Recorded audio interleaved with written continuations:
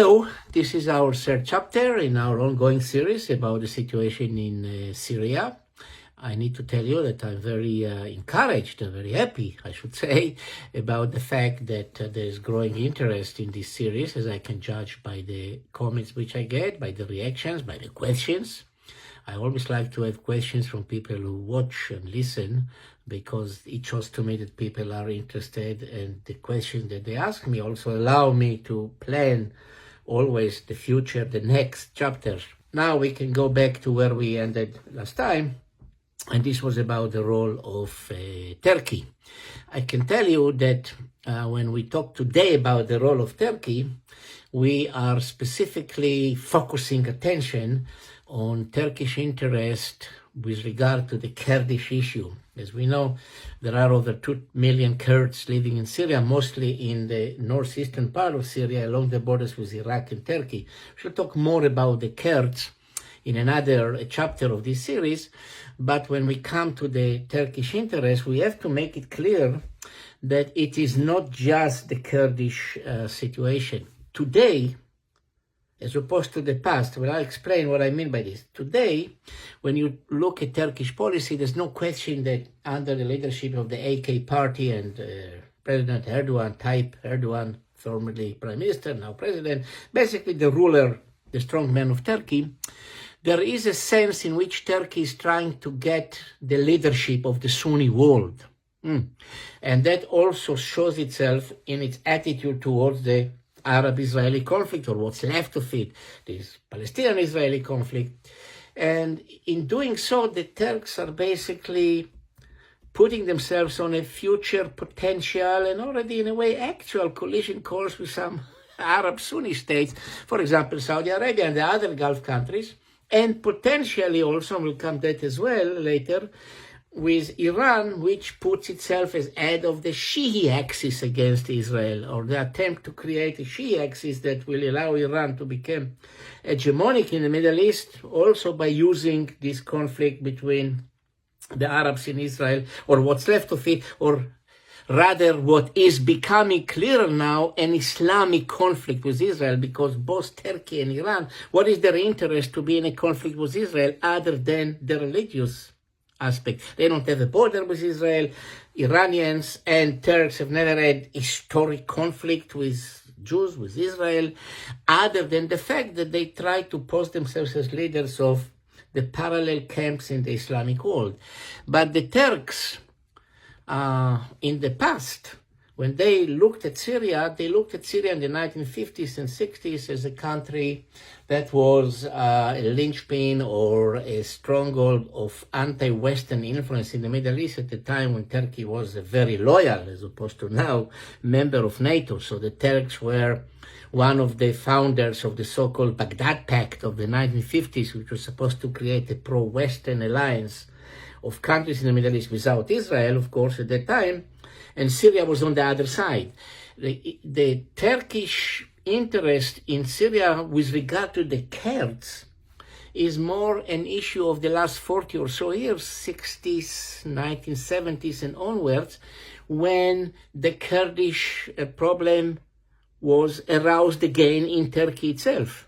Right? Because there were times, say, from the late 1930s, after the putting down of the last Kurdish revolt of 1937 until the early 1970s or late 1960s, when the Kurdish problem in Turkey was not as big as it has become later on. And once it has become a big problem, it has become a problem for Turkey with Iraq on the one hand and with Syria on the other end, which became a huge issue in the relationships between Turkey and Syria in the 1980s and 1990s, leading all the way to the big crisis of 1998, when the Turkish army was concentrated on the borders of Syria. And coincidentally or not, I think not coincidentally, there were rumors or reports about Israeli concentrations in the Golan Heights, in the Israeli side of the border with Syria.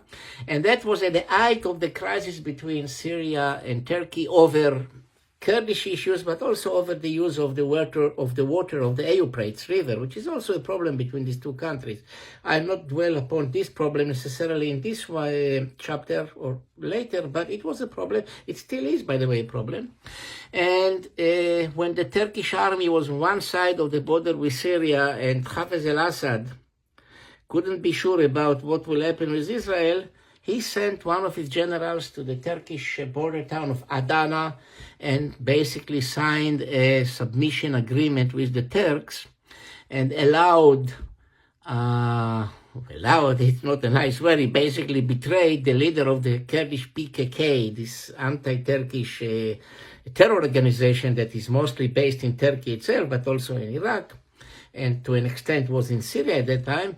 He betrayed the leader of this group, Abdallah Öcalan, that was a guest of the Syrian regime. And the Turks put their hands on him, and since then he's been in Turkish jail, And since then, the question of the Kurds has become a very significant problem, or the most dominant one in the relationship between Turkey and Syria, but not always. So as I said before, the reason, the rationale of Turkish policy in Syria is, of course, about the fact that there are Syrian refugees in Turkey and they would like them to come back to Syria. There are Alawis in Turkey. We talked about that in the last chapter. And, of course, the Kurdish issue, there's also the water problems, and there is also the question of the overall role of Turkey as a country striving to assume leadership of the Sunni Muslim world. Some people call it neo-Ottomanism. Yes, there is an element of neo-Ottomanism here, but it's an issue that should be dealt with more extensively and not part of the scope of this particular series. And then, of course, it brings me to the question of whether it's not also part of the Turkish attempt to post themselves as the number one challenge or the number one country that stands up to Israel. And now when there is Turkish influence in Syria through the HTS, this Hayat Tahrir al-Sham, this organization led by Julani, that is now in control at least of Damascus, isn't it the case that now Turkey is going to become closer to the Israeli border and therefore enabling Erdogan to make good in actions on the ground of his policies of being so much anti-Israel? That's a good question to ask. I'll just say to you, look, it has to be dealt with separately, and I will deal with it separately in this series. I will. When I come more to the question of how Syria has become the playground, a term that I used in some of my articles about Syria, the playground of competing powers in the Middle East and even in the world, if you look at also the role of Russia. Obviously, from an Israeli perspective, one should not feel comfortable thinking that Turkey is going to become such a major power in the future Syria. So as I said before, I'm not going to turn this series into a futuristic affair of predicting what is going to happen in absolute terms. Definitely the Turks will play a very significant role, but, and I have to make this but, look at what happened with the Iranians when they extended so much influence in Syria to support the Assad regime. And we'll talk again and also about that, of course, in a future chapter of this series. The Syrians did not like it. The relationships between the Syrians and the Turks, between Arabs and Turks, are not an historic love affair. They're far from it. And the idea that Turkey is going to become the dominant power in Syria, or that Syria is going to be actually colonized by Turkey, may seem to be in line with what immediately happening right now, but if we put it in an historic context, and that's the way that I try to present this series at any rate, if we put it in an historic context, it's not going to work. It is not going to work. The Syrians are not going to accept Turkish domination as much as they did not accept Iranian domination. And there are already all kinds of reports which one can debate whether they're so precise, authentic, and genuine about all kinds of secret connections between the Assad regime via Russian mediation with Israel, enabling Israel to attack Iranian targets in Syria because of this Syrian hostility to the Iranian influence. Look, this is, of course, something that we still don't know more details about, even though there are so many rumors being spread mostly in Arab networks. It's part of the overall muamara, the conspiracy theories that almost everybody in the Middle East asks today about what exactly happened in Syria. But coming back to Turkey, the Turks definitely are going to play a role. There are already visits of senior Turks in Syria.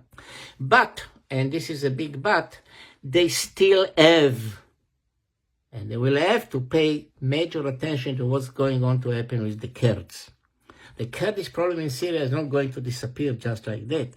And as much as there are reports now about certain changes on the ground whereby Kurdish forces were moving out of some of their earlier positions back to more specific Kurdish territories rather than being in virtual control of Deir ez-Zor, which is not a Kurdish town, not at all, I would say to you, look, that will create complications to Turkey also with the US. Not also, but with possibly the US, because the US definitely has an interest in maintaining some kind of Kurdish virtual self-rule or autonomy in Syria. The challenge for the Americans will have to be how to accommodate it with the Turkish suspicions. That is something else. And of course, with whatever will be, after some time, maybe a long time, a real effective central government in Damascus. The Turks and the Kurds are continuing to be enemies. Let's use the word. It may not be a nice word, but this is what it is. The Kurds of northeastern Syria are not going to give up on their virtual self-rule and autonomy. And I think that what they really want to see happening is some kind of a similarity to what happens with the Kurdish enclave in northern Iraq, whereby the Kurds are having a large measure of self-rule, of autonomy within the Iraqi state.